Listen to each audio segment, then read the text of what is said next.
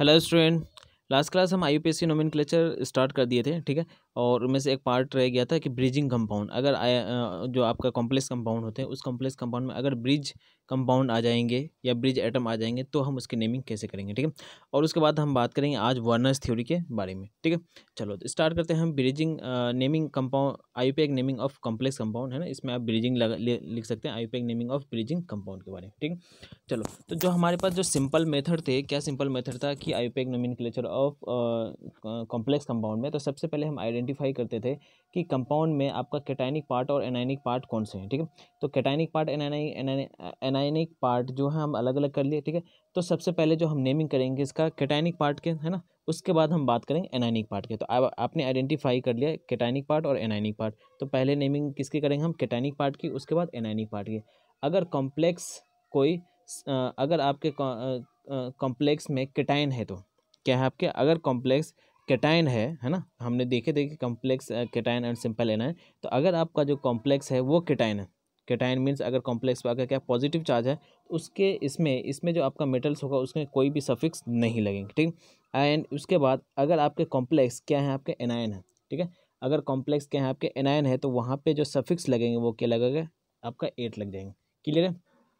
उसके बाद हमें नेमिंग किसके करना है, लिगेंड के बारे में देखना है। तो लिगेंड के जो नेम अगर मोर देन वन हो जाए, है ना, तो मोर देन वन हो जाएगा तो वहाँ पे अल्फ़ाबेटिकल ऑर्डर में लिखते हैं लिगेंड। एंड अगर मोर देन अल्फ़ाबेटिकल ऑर्डर में पहले मोर देन वन, मान लो यहाँ पे क्लोरीन आ जाता है, फिर साइनो आ जाता है, ठीक है। तो इसके क्या है, अल्फ़ाबेटिकल जो पहले आता है उसके नेमिंग हो जाते हैं। अगेन अगर यहाँ पे क्लोरीन अगर मोर देन 2 होते तो क्या लगा देंगे, बाय ट्राई टेट्रा, है ना, पेंटा लगा लेंगे, ठीक है। चलो एंड इसी तरह से एक और हमने रूल्स पढ़े थे, उनमें से क्या था कि मान लो कि अगर पहले से बाय डाई ट्राई अगर वह ऐसा वाला लगा हुआ है तो हम वहाँ पे क्या लिखाएंगे, 20 ट्रिस टेट्राकिस वगैरह। अगर 3 होंगे तो आपका वहाँ 4 होंगे तो आपको क्या लगेंगे, वहाँ टेट्राकिस। एंड 3 होंगे तो ट्रिस लगा लेंगे, एंड डाई पहले से लगा होगा तो वहाँ पे क्या लगा लेंगे, 20 लगा लेंगे ना, 20।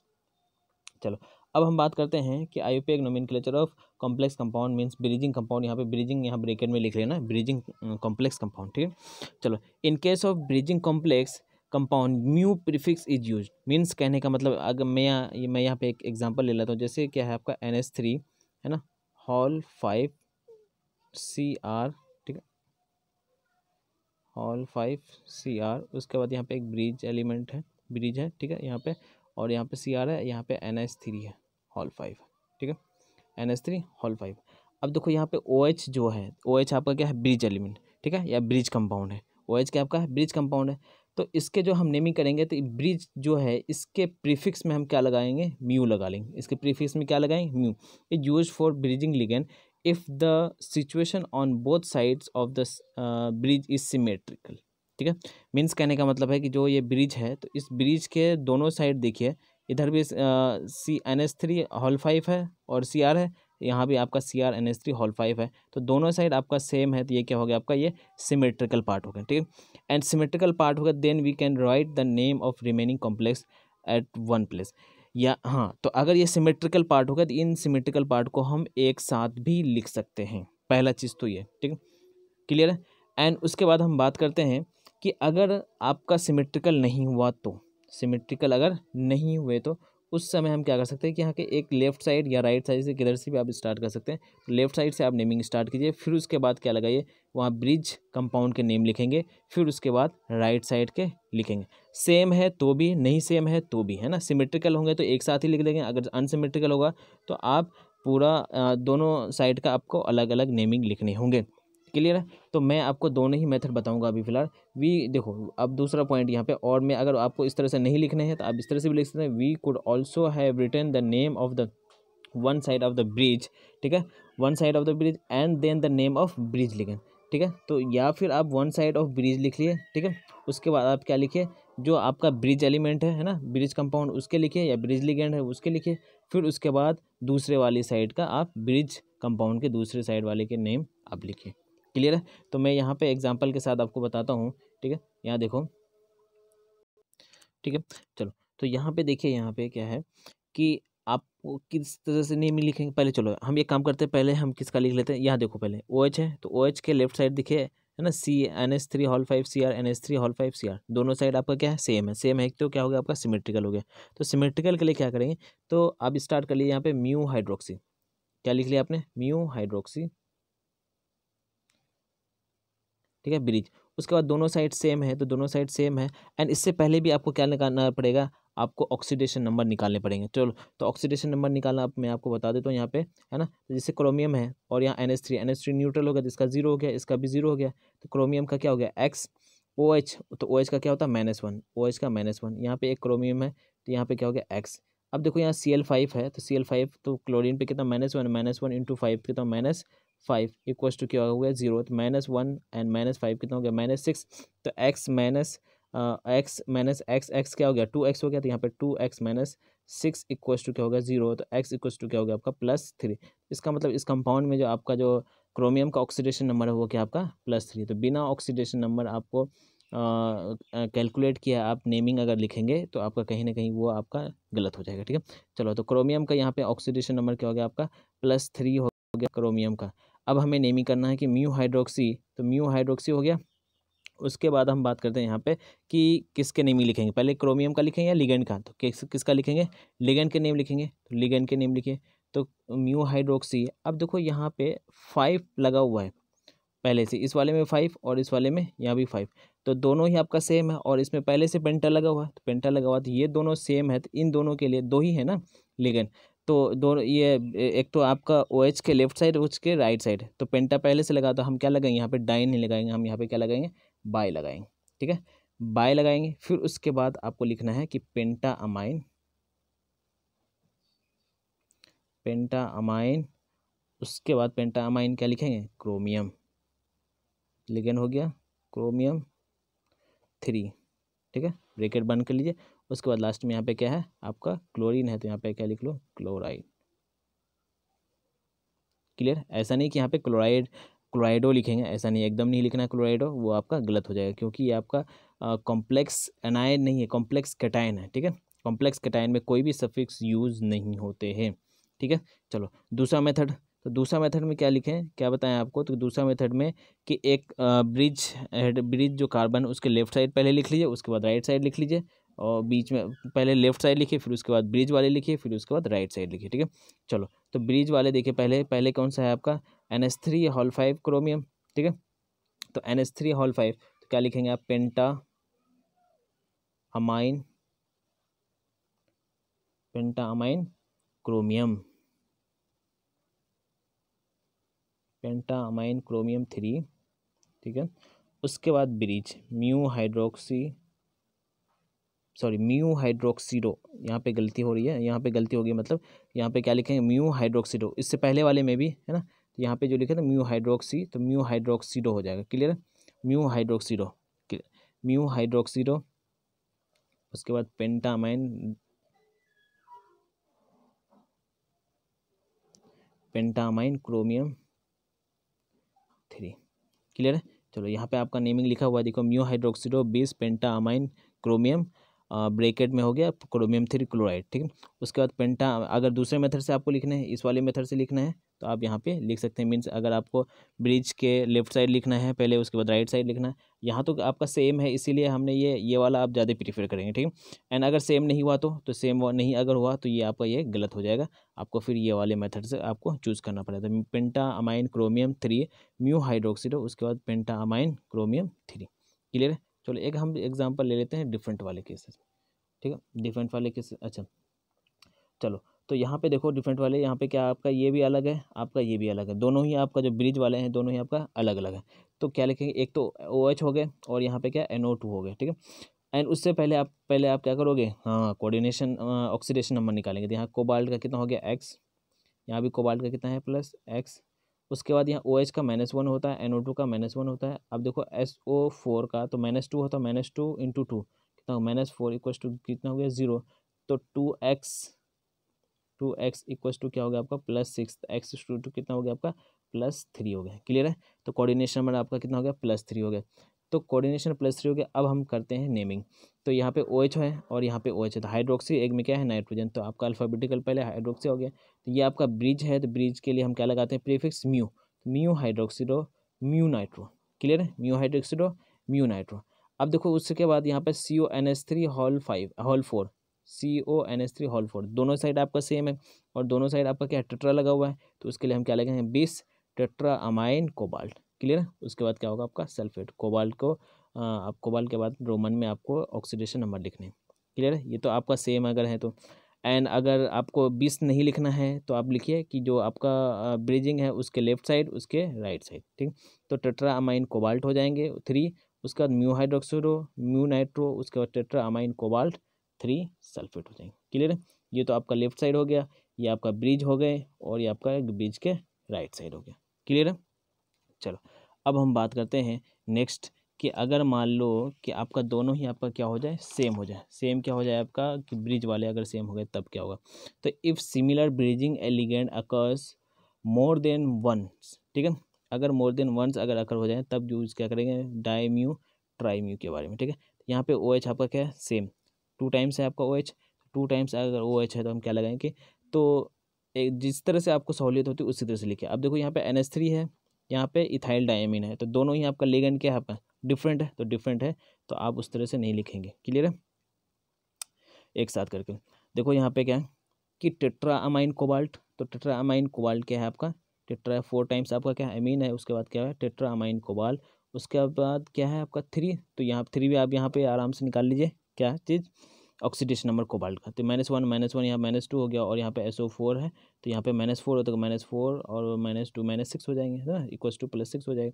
तो डाई म्यू हाइड्रोक्सीडो डाई म्यू, यहाँ पे डाई क्यों लगा क्योंकि आपका 2 टाइम्स आपका हाइड्रोक्साइड ग्रुप है, डाई म्यू हाइड्रोक्सीडो 20 इथाइलिन डायमीन, यहाँ पे 20 इसलिए लगा क्योंकि यहाँ पे इथाइलिन डाई एमीन है, 2 टाइम्स आपका पहले से यहाँ पे एमीन ग्रुप प्रेजेंट है, तो ये क्या होगा डाई एमीन हो जाएगा 20 इथाइलिन डाई एमीन कोबाल्ट, ठीक है। उसके बाद क्या होगा आपका सल्फेट हो जाएगा। ये तो एक पहली नेमिंग होगी, या अगर आपको पहले लेफ्ट साइड लिखने हैं या फिर आपको एक ही साथ लिखने हैं तो वो ऐसे भी लिख सकते हैं कि पहले आप क्या लिखो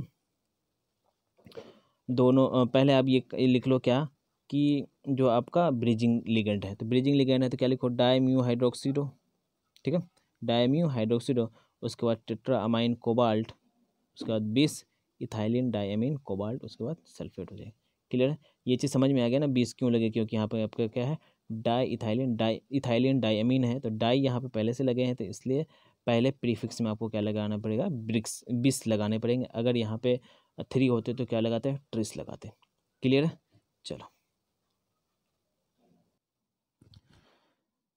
अब देखो अभी तक जो हम पर सीख रहे थे हमने टर्मिनोलॉजी सीखे हैं, ठीक है, उसके बाद कोऑर्डिनेशन नंबर क्या होते हैं वो देखे, ऑक्सीडेशन नंबर, उसके बाद लिगेंड्स के नेमिंग कैसे कैसे करते हैं उसके बारे में हमने देखा है ना, कॉम्प्लेक्स में हमने लिगेंड्स के नेमिंग किए है ना, उस कॉम्प्लेक्स कंपाउंड के नेमिंग हमने लिखा, ठीक है। अब हम चैप्टर के सेकंड पार्ट में इंटर करते हैं, ये हमारा क्या था फर्स्ट पार्ट था, ठीक है। सेकंड पार्ट में इंटर करने का मतलब ये है कि इस कंपाउंड में जो बॉन्ड बन रहे हैं कोऑर्डिनेशन बॉन्ड जो बन रहे हैं वो बॉन्ड कैसे फॉर्म होते हैं। क्लियर, यहाँ पर मेनली थ्री थ्योरी के बारे में बात करें, 3 थ्योरी की बात करेंगे। जैसे पहली थ्योरी जो है आपका वर्नर्स कोऑर्डिनेशन थ्योरी है, ठीक है। अब देखो वर्नर्स कोऑर्डिनेशन थ्योरी में क्या है कि ये एक साइंटिस्ट थे जिन्होंने कॉम्प्लेक्स कंपाउंड के अंदर बॉन्डिंग के बारे में बताया था। क्या बताया था कि कौन थे आपके वर्नर्स थ्योरी थे, ठीक। उसके बाद वर्नर्स ने क्या बताया कि कोऑर्डिनेशन कंपाउंड में जो बॉन्डिंग हो रहा है उसके बारे में इन्होंने बताया। उसके बाद इसी तरह से जो पहले साइंटिस्ट थे वर्नर्स थ्योरी, है ना, वर्नर्स। तो ये सबसे पहले साइंटिस्ट थे, इन्होंने कुछ नहीं बता कुछ बताया है ना, कुछ बताने के बाद इसकी भी थ्योरी फेल हो गई। फिर उसके बाद VBT आया, वैलेंस बॉन्ड थ्योरी, जो हम थोड़ा बहुत केमिकल बॉन्डिंग पढ़े हैं वो भी यहाँ पे पढ़ेंगे। उसके बाद ये भी कहीं ना कहीं मतलब फेल्योर की तरह से फेल्योर हो गए, ठीक है। तो कुछ चीज़ों को ये भी इन्होंने भी एक्सप्लेन कर पाया। तो उसके बाद आया आपका क्रिस्टल फील्ड थ्योरी, ठीक है। तो चलो तो हम एक एक पॉइंट एक एक करके हम डिसाइड करते हैं, एक एक करके हम डिस्क्राइब करते हैं, ठीक है। चलो तो सबसे पहले हम यहाँ पे क्या है bonding in transition metal complex. Transition metal क्या है डी ब्लॉक एलिमेंट जो होते हैं वो आपका ट्रांजिशन एलिमेंट होते हैं। क्लियर, चलो अब यहाँ पे जो बात करते हैं तो कितने टाइप्स की थ्योरी है। पहला तो आपका क्या है वर्नर्स कोऑर्डिनेशन थ्योरी, ठीक है। तो अकॉर्डिंग टू वर्नर्स थ्योरी है ना, जो सेंट्रल मेटल के बारे में इन्होंने बनाए हैं, जो सेंट्रल मेटल के बारे में थे हैं, ये 2 टाइप्स के होते हैं, ठीक है। सेंट्रल मेटल एटम जो सेंट्रल मेटल एटम जो है ना, ठीक है। तो इन्होंने 2 type according to this theory का ना सेंट्रल मेटल कॉम्प्लेक्स जो शो करेंगे 2 टाइप्स के वैलेंसी शो करेंगे, ठीक है। पहला क्या है आपका प्राइमरी वैलेंसीज है और दूसरा क्या है आपका सेकेंडरी वैलेंसीज है ना, primary valencies and secondary valency. देखो अब primary valency and secondary valency क्या होता है उसके बारे में हम बात करते हैं। तो प्राइमरी वैलेंसी ठीक वो क्या होते हैं कि वो ऑक्सीडेशन नंबर को शो करते हैं। क्या शो करता है प्राइमरी वैलेंसी, मैं आपको सब चीज़ डिटेल में बताऊँ, कोई दिक्कत टेंशन लेने की ज़रूरत नहीं है, ठीक है। प्राइमरी वैलेंसी क्या होता है आपके ऑक्सीडेशन नंबर शो करते हैं, एंड सेकेंडरी वैलेंसी जो होता है वो आपका क्या करता है कोऑर्डिनेशन नंबर शो करते हैं। क्लियर एक चीज़ कि कोऑर्डिनेशन नंबर शो कौन करता है आपका secondary valency, and primary valency जो होते हैं वो कौन शो करता है आपका ऑक्सीडेशन नंबर शो करता है। कौन नहीं मतलब क्या शो करता है ऑक्सीडेशन नंबर शो करता है। उसके बाद जब ऑक्सीडेशन नंबर शो करते हैं प्राइमरी वैलेंसी, ये क्या होता है आपका आयनाइजेबल होता है, आयनाइजेबल होते हैं, ठीक है। एक एक करके सब चीज़ आपको समझ में आएगी, आपको टेंशन लेने की जरूरत नहीं। अब सेकेंडरी वैलेंसी की बात करते हैं तो सेकेंडरी वैलेंसी क्या होता है नॉन आयनाइजेबल होते हैं। क्लियर है। अब देखो कुछ कुछ थोड़ी थोड़ी माइंड में आपके आ रहे होंगे, ठीक है, तो रुको अभी हम सारी चीज़ आएंगे, ठीक है। पहला क्या है primary valency oxidation number show करते हैं, उसके बाद ये आयनाइजेबल होता है। सेकेंडरी वैलेंसी आपका कोऑर्डिनेशन नंबर होते हैं, उसके बाद क्या होता है नॉन आयनाइजेबल पार्ट होते हैं, ठीक है। उसके बाद ये क्या है आपके आयनाइजेबल जो होते हैं, ये दूसरा है कि ये नॉन डायरेक्शनल इन नेचर होता है। क्या होता है ये आपका नॉन डायरेक्शनल इन नेचर होता है। मीन्स कहने का मतलब अगर मैं बॉन्डिंग की बात करूँ तो ये कौन सा होगा आपका आयनिक बॉन्ड होता है। मीन्स आयनिक बॉन्ड क्या होता है आपके नॉन डायरेक्शनल इन नेचर होते हैं, एंड कोवलेंट क्या होते हैं आपके डायरेक्शनल इन नेचर होते हैं। कोवलेंट क्या होते हैं आपके डायरेक्शनल इन नेचर होते हैं। क्लियर है। उसके बाद नेक्स्ट है कि जो प्राइमरी वैलेंसी को जो सेटिस्फाई करता है ना ये निगेटिव आयन होता है। मोस्ट इंपॉर्टेंट पॉइंट, बहुत ही इंपॉर्टेंट पॉइंट ये वाला कि प्राइमरी वैलेंसी को कौन सेटिस्फाई करता है वो निगेटिव आयन शो करते हैं, एंड सेकेंडरी वैलेंसी को न्यूट्रल भी सेटिस्फाई करते हैं, और केटाइन भी एंड एनायन भी, तीनों ही आपके यहाँ पे शो करते हैं, है ना, सेटिस्फाइड करते हैं। तो क्लियर समझ में आया कि कोऑर्डिनेशन नंबर जो प्राइमरी वैलेंसी है वो ऑक्सीडेशन आयनाइजेबल और non directional nature means ionic bond हो गया, ठीक है। उसके बाद ये क्या है निगेटिव लिगेंड या निगेटिव आयन को सेटिस्फाइड करते हैं प्राइमरी वैलेंस। इसी तरह से आपका न्यूट्रल हो जाता है, ठीक है। अब देखो यहाँ पे डायरेक्शनल इन नेचर का मतलब एक चीज़ मैं आपको थोड़ा सा क्लियर कर देता हूँ। डायरेक्शनल इन नेचर मीन्स कहने का मतलब कोवलेंट कंपाउंड जो होते हैं क्या होता है ये डायरेक्शनल इन नेचर होता है जो रिस्पॉन्सिबल होता है स्ट्रक्चर कंपाउंड के लिए, ठीक है, स्ट्रक्चर ऑफ कंपाउंड के बारे में, ठीक है। जैसे मैं बात करूँ कि डायरेक्शनल अगर है तो आपके पास क्या है मेटल होता है, और ये क्या होता है लिगेंड। अगर आपके पास 4 लिगेंड है, क्या आपका 4 लिगेंड है तो 4 लिगेंड इसका मतलब 4 कोऑर्डिनेट बॉन्ड बने, तो ये इस तरह से आपका मान लो एक लिगेंड यहाँ, एक लिगेंड यहाँ, एक लिगेंड यहाँ और एक लिगेंड यहाँ पे होगा, ठीक है। अब देखो जब इसको मिक्स करेंगे, मिक्स करने का इसको जब यहाँ पे ऐड लगाएंगे तो ये क्या हो गया आपका टेट्राहेड्रल हो गया। कुछ समझ में आ रहा है थोड़ा बहुत, ठीक है। ये क्या हो गया आपका टेट्राहेड्रल। अगर यहीं पे अगर 6 लिगेंड होते तो मान लो एक लिगेंड यहाँ पे हो जाता है, एक लिगेंड यहाँ पे हो जाता, तो इसको यहाँ पे अटैच करते यहाँ से अटैच करते, ठीक है। देखो ये क्या हो गया आपका ऑक्टाहेड्रल हो गया। क्लियर है, ठीक है। तो अब यहाँ से अगर आपको कोई पूछे कि कौन सा वैलेंसी प्राइमरी वैलेंसी या सेकेंडरी वैलेंसी जो शो करते हैं जियोमेट्री वो कौन होगा आपका सेकेंडरी वैलेंसी। मीन्स अगर किसी कंपाउंड के बारे में अगर हम उसकी जियोमेट्री के बारे में बात करेंगे तो कहीं ना कहीं वो जियोमेट्री जो होगा वो सेकेंडरी वैलेंसी से ही आप बता सकते हैं उस कंपाउंड के बारे में, ठीक है, कि उस कंपाउंड का उस कंपाउंड का जो आपका जियोमेट्री होगा वो किस पे डिपेंड करेगा आपका, किस पे डिपेंड करेगा, वो डिपेंड करेगा आपका सेकेंडरी वैलेंसी के ऊपर। क्लियर है। चलो तो एक एक करके पॉइंट हमने डिस्कस कर लिया है। अब हम बात करते हैं एक रिप्रेजेंटेशन के बारे में, ठीक है। रिप्रेजेंटेशन कैसे करते हैं इसका देखो, अगर मैं यहाँ पे बात करूँ COCl3.6NH3 6NH3, ठीक है। दूसरा है आपका COCl3.5NH3।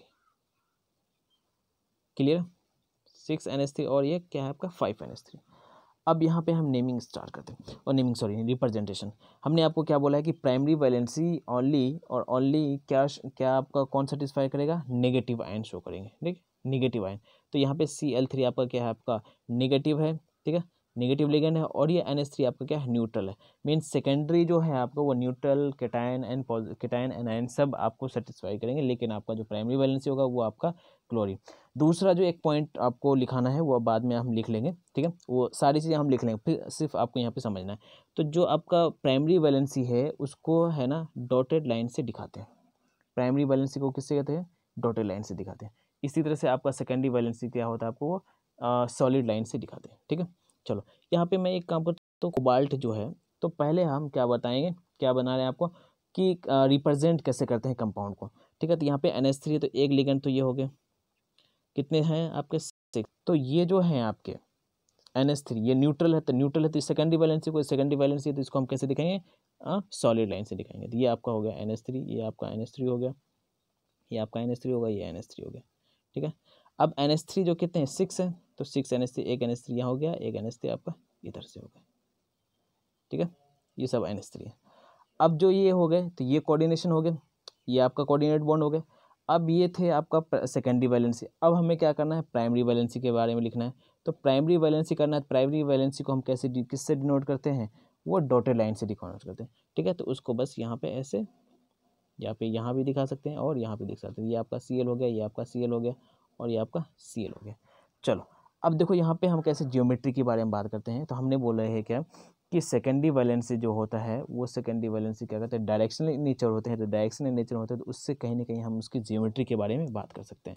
तो हमें जो ये जो रेड वाले बना है तो रेड वाले से हमें कोई मतलब नहीं, ये आपका ज्योमेट्री में पार्टिसिपेट नहीं करेंगे, ठीक है। ज्योमेट्री आपको नहीं बताएगा उस कंपाउंड में। तो यहाँ पे आप देखो, यहाँ पे हम अगर मैं ऐड कर दूँ सबको, ठीक है। तो एक NH3 यहाँ पे, एक NH3 यहाँ पे, एक NH3 यहाँ हो गया, ठीक है, एक यहाँ हो गया। अगर इसी तरह से इसको भी करेंगे, ठीक है, तो ये जो स्ट्रक्चर बन गया, ये स्ट्रक्चर किस चीज़ का बन गया आपका, कौन सा स्ट्रक्चर अपना, ऑक्टाहेड्रल ज्योमेट्री बन गया। तो ये जो ऑक्टाहेड्रल ज्योमेट्री हो गए ना, इसी को कहीं ना कहीं आपका क्या बोलते हैं, दूसरा अगर आप यहाँ पे नेम बोलेंगे तो ये पॉलीहेड्रॉन इसको बोलते हैं। क्या बोलते हैं आपको, इसको बोलते हैं पॉलीहेड्रॉन, ठीक है। इसके हम आपको आगे बताएंगे, कोऑर्डिनेशन पॉलीहेड्रॉन बोलते हैं या हेड्रोल बोल लीजिए, है ना। तो ये जो स्ट्रक्चर बना है, मीन्स कंपाउंड का जो स्ट्रक्चर बना, जो ज्योमेट्री बन रहा है, इसी को क्या बोलते हैं, या तो टेट्राहेड्रल हो जाए या ऑक्टाहेड्रल हो जाए, है ना, जो भी हो जाए, जो भी ज्योमेट्री बनेगी उसको बोलते हैं टेट्राहेड्रॉन बोलते हैं, और कोऑर्डिनेशन पॉलीहाइड्रॉन बोलते हैं। क्या बोलते हैं, कोऑर्डिनेशन पॉलीहाइड्रॉन। इसके बारे में आपको VVT में थोड़ा बहुत बताएंगे, ठीक है।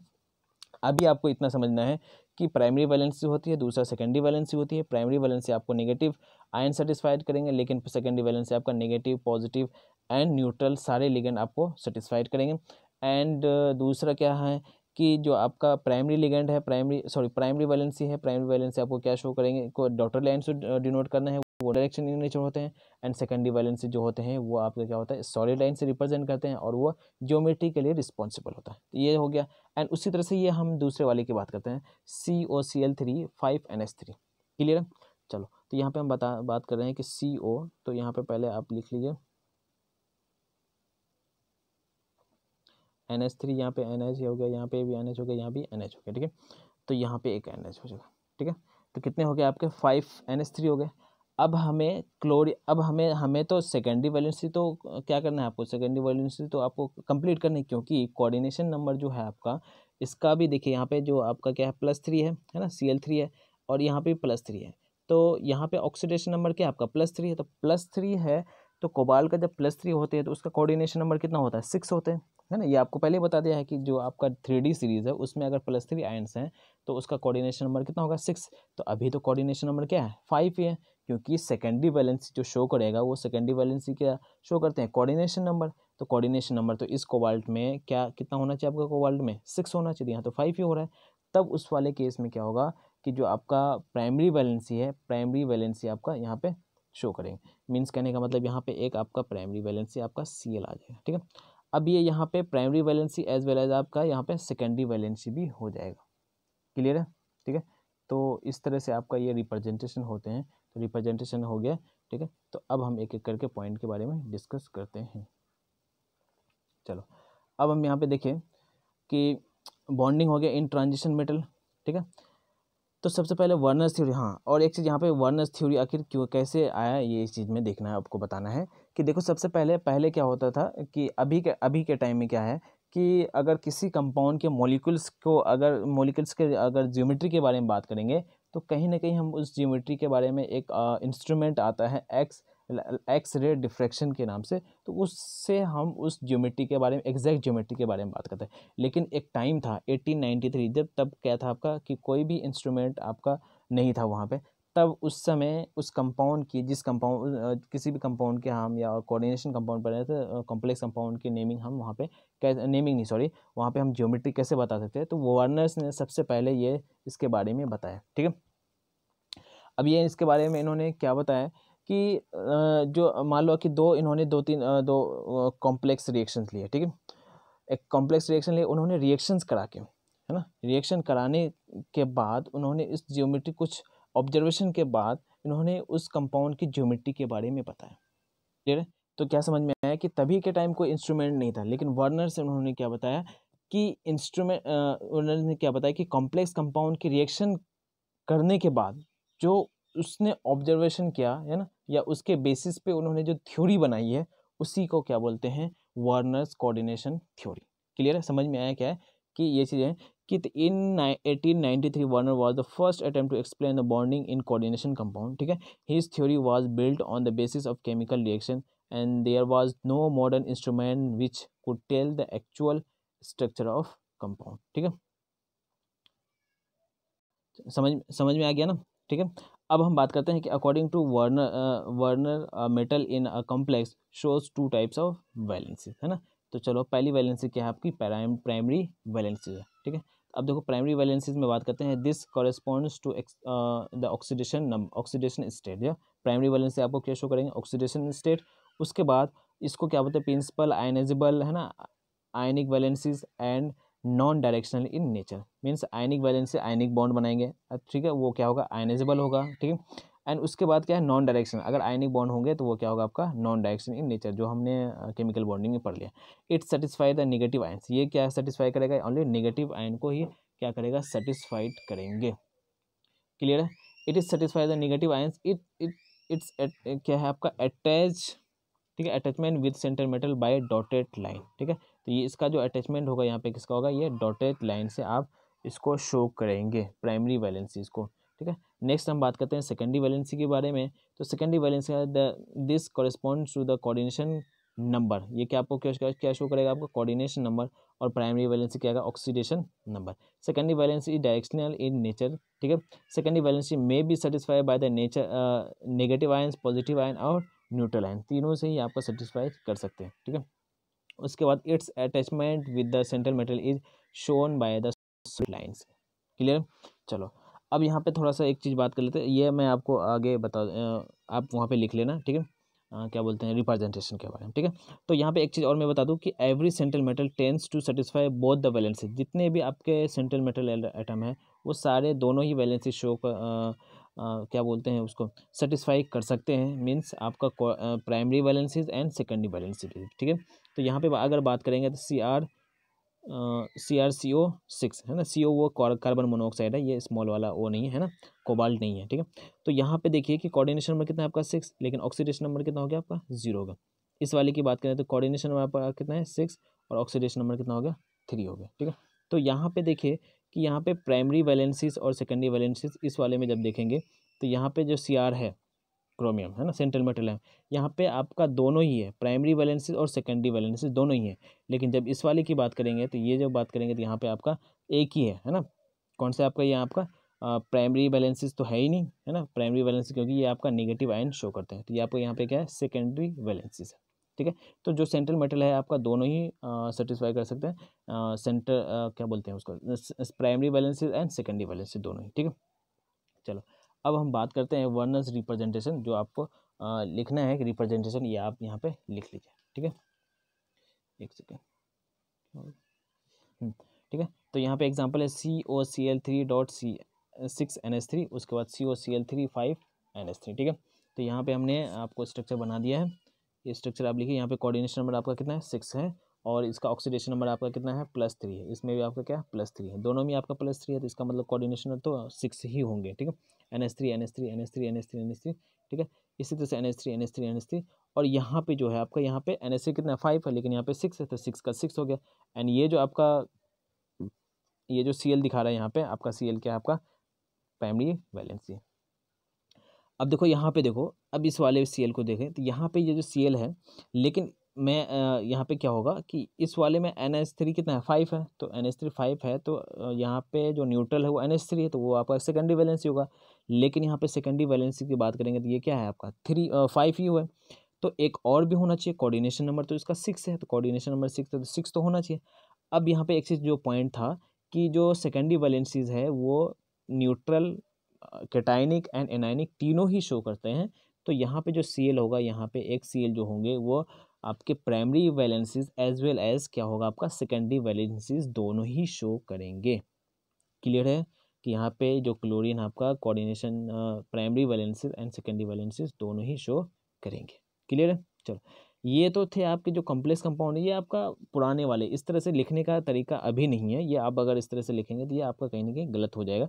ये इस तरह से लिखा नहीं जाता है चीज़ों को, ये ऐसे लिखते हैं कि CO है ना 5NH3Cl,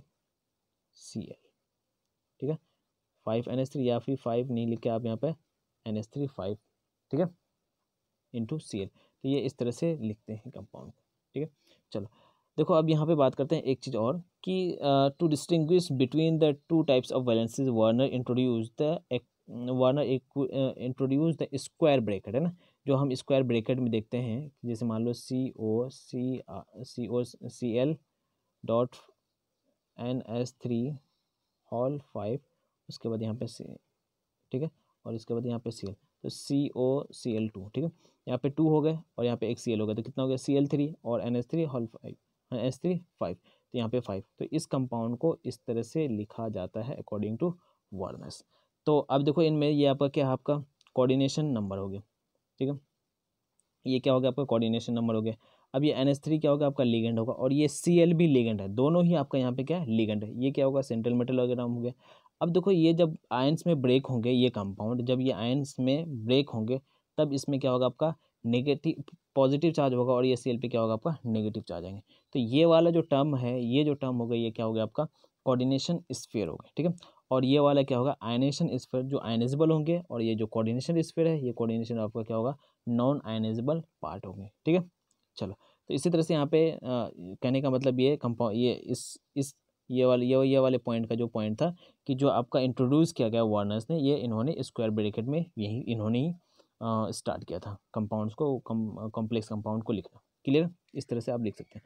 देखो यहाँ पे हमने लिखा है example COCl H2O whole 5 Cl2। तो ये जब आयंस में ब्रेक होंगे, तो जब ये मीन्स एक्वा सॉल्यूशन में जाएंगे, तो आयंस में ब्रेक होंगे, तो आयंस में ब्रेक होंगे तो CO क्या बनेगा Cl, उसके बाद H2O होल 5, उसके बाद इसके ऊपर क्या होगा आपका +2, उसके बाद क्या होगा 2Cl माइनस। क्लियर, ये आपके नेमिंग होंगे। चलो, अब हम बात करते हैं टर्मिनोलॉजी ऑफ कोऑर्डिनेशन कंपाउंड के बारे में। तो टर्मिनोलॉजी की वही हम जो अपने आपको बताया कि स्क्वायर ब्रैकेट होंगे, तो स्क्वायर ब्रैकेट को क्या होगा आपका कोऑर्डिनेशन नंबर हो गए, ठीक है। स्क्वायर ब्रैकेट के अंदर जो आपका लिगेंड के नीचे होते हैं वो क्या होता है कोऑर्डिनेशन नंबर होता है, या आपका क्या होगा लिगेंड हो गए, उसके बाद ये क्या आपका सेंट्रल मेटल हो गया। उसी तरह से यहाँ पे कोऑर्डिनेशन स्फीयर हो गए, ठीक है। जो आपका कॉम्प्लेक्स होते हैं, कॉम्प्लेक्स में जो आपका या तो एनायनिक फॉर्म में होंगे या फिर आपका कैटायनिक फॉर्म में होगा, तो वो क्या कहलाएंगे आपका कोऑर्डिनेशन स्फीयर। उसके बाद Cl3 ये क्या होगा आयनाइजेशन, इसी को आयनाइजेशन स्फीयर, इसी को काउंटर आयन भी बोलते हैं। क्या होगा आपका ये काउंटर आयन भी इसको बोलते हैं। क्लियर है। अब देखो एक टर्म आता है कोऑर्डिनेशन इंटिटी। क्या होता है आपका coordination entity. Coordination sphere and coordination entity दोनों ही लगभग सेम है। क्या बोल रहे हैं coordination sphere and coordination entity लगभग दोनों ही आपका क्या है सेम है। बस डिफरेंस इतना है कि मैं आपको एग्जांपल के साथ दिखाता हूँ क्या डिफरेंसेस है। जैसे मैं लिखता हूँ FeCN होल 6, एक मिनट, FeCN होल 6 4 माइनस, ठीक है। दूसरा FeCN होल 6। क्लियर है। हमने यहाँ पे 4 माइनस नहीं लिखे। दोनों ही की जब बात करेंगे तो दोनों ही आपका क्या है आपका ये जो है 4 माइनस जो है, तो जिसके माइनस के साथ लिखे होंगे, है ना, जिस पे आयंस लिखे होते हैं एंड नहीं भी लिखे रहते हैं तो भी उसको क्या बोलते हैं, अगर लिखे हुए हैं तो वो आपका कोऑर्डिनेशन स्फीयर है। पहली चीज़ तो ये है ना, पहली चीज़ आप समझिए ये आपका क्या कोऑर्डिनेशन स्फीयर। और देखिए FeCN होल 6, यहाँ पे आयंस नहीं लिखा है। क्या नहीं लिखा है FeCN होल 6, इसमें क्या है आयंस नहीं लिखा है, तो ये क्या होगा आपका कोऑर्डिनेशन एंटिटी। क्लियर है। तो मीन्स कहने का मतलब है कि अगर वो आयंस में लिखे जाते तो वो क्या होता है कोऑर्डिनेशन स्फीयर हो जाते हैं। एंड अगर आयंस में नहीं लिखे हैं, ठीक है, तो आयंस में नहीं लिखा तो वो कोऑर्डिनेशन एंटिटी। तो लगभग हम यहाँ से बोल सकते हैं ऑल कोऑर्डिनेशन स्फीयर आपके क्या है, कोऑर्डिनेशन एंटिटी है। मीन्स अगर कोऑर्डिनेशन स्फीयर को आप कोऑर्डिनेशन एंटिटी भी बोल सकते हैं। नहीं समझ में आया, कोऑर्डिनेशन स्फीयर को आप क्या बोल सकते हैं, कोऑर्डिनेशन एंटिटी भी बोल सकते हैं। बस कोऑर्डिनेशन एंटिटी में क्या होता है, अगर स्पेशली अगर कोऑर्डिनेशन एंटिटी बोलना है कि तो उसमें आपके आयंस नहीं होंगे, ठीक है, आयंस नहीं। अगर यही आयंस हो जाएंगे, क्या कोऑर्डिनेशन स्फीयर हो जाएगा। क्लियर। तो ये आपका as well as coordination sphere भी है और ये कोऑर्डिनेशन एंटिटी भी है, लेकिन ये आपका कोऑर्डिनेशन एंटिटी है एंड कोऑर्डिनेशन स्फीयर नहीं है। FeCN होल 6 इसमें अगर आयंस हो सकते हैं तो हो सकता है, अगर आयंस लिखे हों तो ये आपका कोऑर्डिनेशन स्फीयर है। समझ में आ गया दोनों, है ना। चलो अब हम बात करते हैं यहाँ पे कि primary valency and secondary valencies और जो आपका कॉम्प्लेक्सेस थे, अभी के कॉम्प्लेक्सेस क्या हैं, उसमें फिर number of Cl minus ions कैसे कितने बनेंगे, टोटल नंबर ऑफ आयंस क्या होंगे, वो चीज़ें हम बात करते हैं थोड़ा बहुत, ठीक है।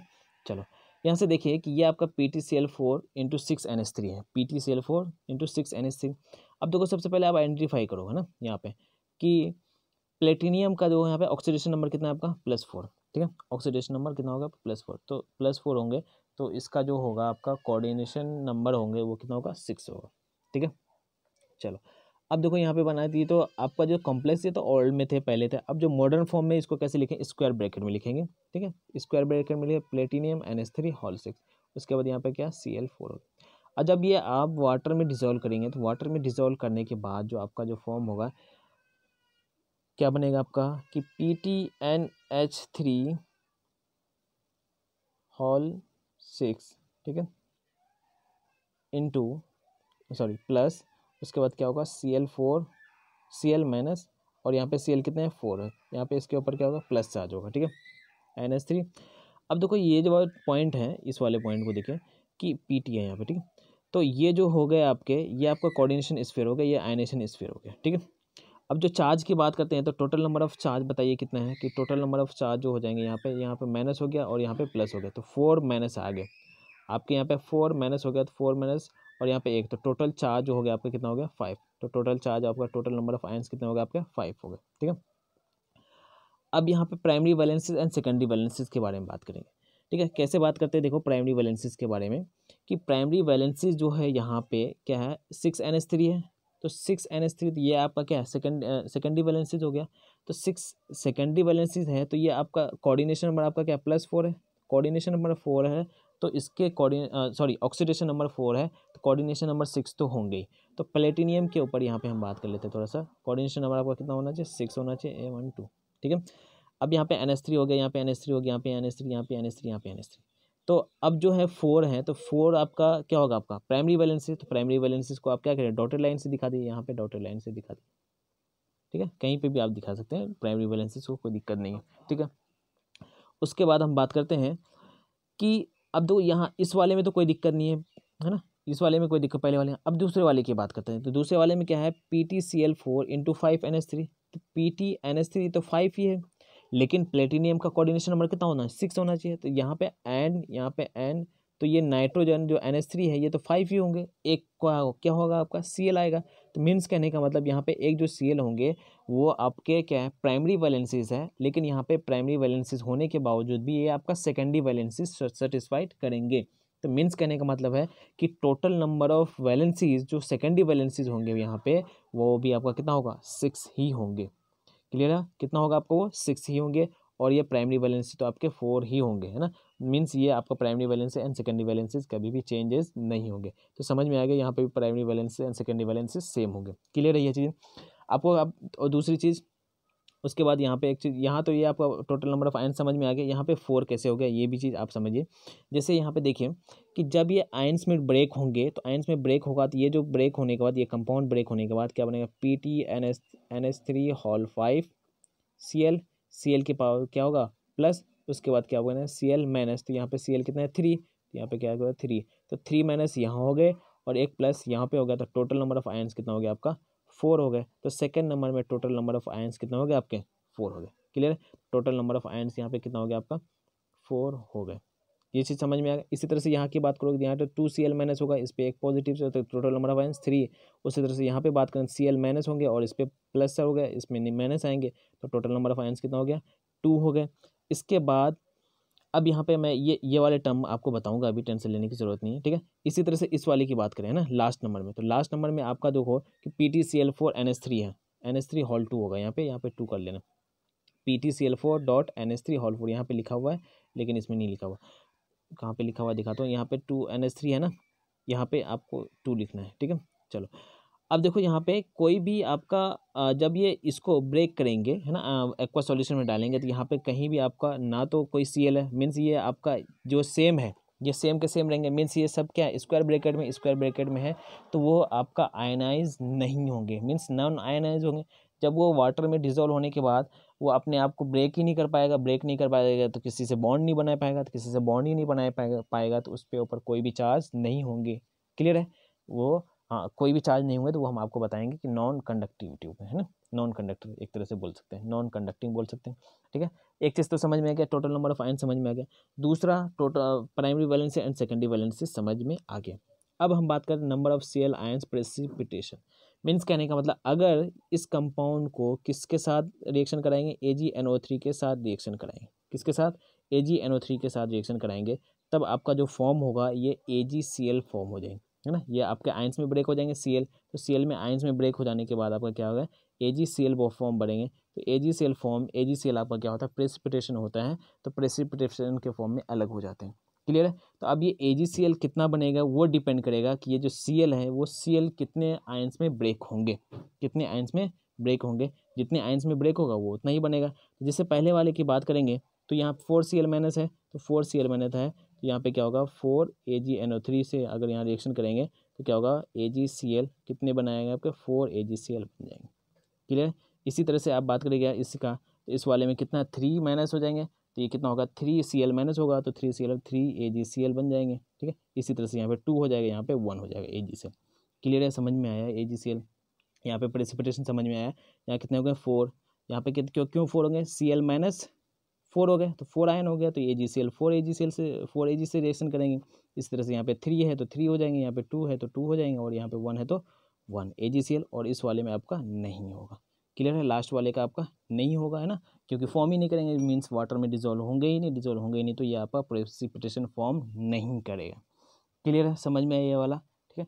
तो इसके बेसिस पे एक क्वेश्चन करते हैं। एक क्वेश्चन से पहले एक आप ये नोट देख लीजिए, नोट में बहुत इंपॉर्टेंट है, क्या है, electrical conductivity is directly proportional to the number of ions directly proportional to the charge of ions. Means कहने का मतलब अगर आपके पास कॉम्प्लेक्स कंपाउंड है तो उस कॉम्प्लेक्स कंपाउंड, ये जो है आपका, ये वर्नर्स थ्योरी नहीं बताया, ये किसी ने यहाँ पे अभी तक ये कोई अपने थ्योरी लॉजिकल से नहीं है, ये उन्होंने वर्नर्स नहीं बताया। वर्नर्स ने क्या किया कि जो आपके कॉम्प्लेक्स कंपाउंड थे उस कॉम्प्लेक्स कंपाउंड को वाटर में डिसॉल्व करने के बाद या उससे रिएक्शन कराने के बाद जो उन्होंने ऑब्जर्व किया वो उन चीज़ों के बारे में बात हो रही है। क्लियर। चलो एक चीज़, हाँ तो ये लिखे है ना, तो ये electrical conductivity is directly proportional क्या होगा, नंबर ऑफ आयंस, मीन्स जिसमें ज़्यादा नंबर ऑफ आयंस फॉर्म होगा वो इलेक्ट्रिकल का सबसे ज़्यादा कंडक्ट करेगा। क्लियर है, समझ में है। चलो तो अब हम इस पर क्वेश्चन करते हैं। देखो ये arrange the following in increasing order of electrical conductivity, arrange the following in increasing order of conductivity के बारे में बात करते हैं।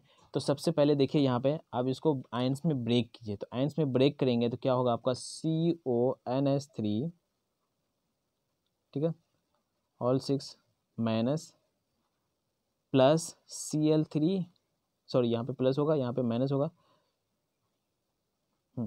प्लस यहाँ पे क्या होगा प्लस होगा, और उसके बाद Cl माइनस होगा, तो यहाँ पे क्लोरीन कितने होंगे आपका 3। क्लियर। तो जो टोटल नंबर ऑफ आयंस है यहाँ पे 3 माइनस यहाँ हो गया, 1 यहाँ हो गया, तो टोटल नंबर ऑफ आयंस में कितना हो गया आपका 4। सेकंड की बात करिए तो सेकंड में जो हो गया आपका कितना है Cl2, तो यहाँ पे 2Cl माइनस हो जाएगा, ऊपर वहाँ पे माइनस होगा, तो CONH3 5 × Cl है, ठीक है। तो टोटल नंबर कोऑर्डिनेशन नंबर कितना है 6 है, तो एक में तो इस पर पॉजिटिव का यहाँ Cl माइनस हो जाएगा, तो यहाँ पे 2Cl है, तो टोटल नंबर 2 माइनस और 1 प्लस कितना हो गया आपका 3। इस तरह से इसमें बात करेंगे तो ये कितना हो गया आपका 1, यहाँ पे यहाँ Cl माइनस, और एक तो यहाँ पे पॉजिटिव, तो यहाँ पे कितना हो गया आपका 2। तो हमने क्या बोला है कि arrange the following in increasing order of electrical conductivity. Electrical conductivity हम कैसे देखते हैं कि नंबर ऑफ आयंस जिसमें होगा ज़्यादा वो आपका मोर क्या होंगे आपके इलेक्ट्रिकल कंडक्टर होंगे। तो सबसे ज़्यादा अगर आप बात करेंगे तो किसका होगा आपका 1 का, उसके बाद किसका होगा आपका सेकेंड का, उसके बाद किसका होगा आपका थर्ड का। फोर्थ में देखो, फोर्थ में तो ये क्या है आपका ब्रैकेट में ही है, तो ब्रैकेट में तो आयनाइज ही नहीं होंगे, मीन्स आयंस में ब्रेक ही नहीं होंगे, तो ये तो आपको 0 AgCl मिलेगा या फिर 0 आयंस मिलेंगे, तो 0 आयंस मिलेंगे, तो सबसे लेस जो होगा इलेक्ट्रिकल कंडक्टिविटी ये क्या होंगे, फोर्थ नंबर होगा। ठीक है, तो ये तो आपका इंक्रीजिंग ऑर्डर में हो गया, ठीक है, या इंक्रीजिंग ऑर्डर डिक्रीजिंग ऑर्डर जो भी लिखना चाहें इसको। अगर ये आप, ये तो डिक्रीजिंग ऑर्डर हो गया, अगर इसको इंक्रीजिंग ऑर्डर में लिखना है इसको जस्ट आप क्या कर लीजिए, अपोजिट कर लीजिए। मीन्स कहने का मतलब हो गया fourth minus less than third less than उसके बाद सेकेंड लेस देन उसके बाद फर्स्ट लेस देन। क्लियर है? चलो, अब यहाँ से एक दो क्वेश्चन और भी फॉर्म हो सकते हैं। क्या फॉर्म हो सकता है कि यहाँ से एक क्वेश्चन बताओ, which of the following is electrically neutral. आप यहाँ पे आप लिख सकते हैं ना, which of the in which of the following, है ना। तो यहाँ पे नेक्स्ट क्वेश्चन लिख लो कि which of the following is electrically neutral. ठीक है, तो कौन सा होगा इलेक्ट्रिकली न्यूट्रल, कौन सा हो जाएगा आपका, ये वाले fourth number CONS3 hall 3 Cl3, ये आपका क्या होगा, इलेक्ट्रिकली न्यूट्रल हो जाएंगे। उसके बाद नेक्स्ट क्वेश्चन लिखो, है ना। नेक्स्ट क्वेश्चन क्या होगा, which of the following do not form white PPT when mixed with AgNO3। क्या लिखें, which of the following do not form white PPT when mixed with AgNO3। Means समझ में आया कौन सा होगा, उसका भी आंसर क्या होगा, ये फोर्थ नंबर ही होगा। मीन्स वो आयंस में ब्रेक ही नहीं होंगे, जब आयंस में ब्रेक ही नहीं होगा तो वो किसी से वहाँ पे आयंस का कोई चेंज एक्सचेंज ही नहीं होगा, जब एक्सचेंज नहीं होगा तो वो क्या होगा, आपका इलेक्ट्रिकल न्यूट्रल हो जाएंगे। दूसरी चीज़ क्या होगा कि अगर आपके अगर आपको PPT फॉर्म करना है तो PPT फॉर्म करने के लिए आपको कहीं ना कहीं आपको रिएक्शंस करने होंगे, रिएक्शन करने होंगे तो आयंस को ब्रेक करने होंगे, तो आयंस में ब्रेक ही नहीं होंगे, है ना, फोर्थ नंबर। तो ये क्या होगा आपका, ये वाइट PPT भी आपको फॉर्म नहीं करेगा। क्लियर है, समझ में आया? ठीक है, एंड दूसरा हम आपको क्या बताने वाले थे, ये आपने लिख लिया होगा यहाँ पे। ठीक है, तो यहाँ पे लिख लो आप, क्योंकि फोर्थ नंबर में ये लास्ट वाले नंबर पे यहाँ पे क्या लिख लो कि नॉन इलेक्ट्रोलाइट का मतलब हो गया, यहाँ पे नीचे लिख लीजिए, यहाँ पे नॉन इलेक्ट्रोलाइट मीन्स कोई भी आयंस नहीं देंगे। ठीक है, चलो आज के लिए इतना रखते हैं, नेक्स्ट क्लास में हम आपसे वैलेंस बॉन्ड थ्योरी के बारे में बात करेंगे। ठीक है, चलो थैंक यू।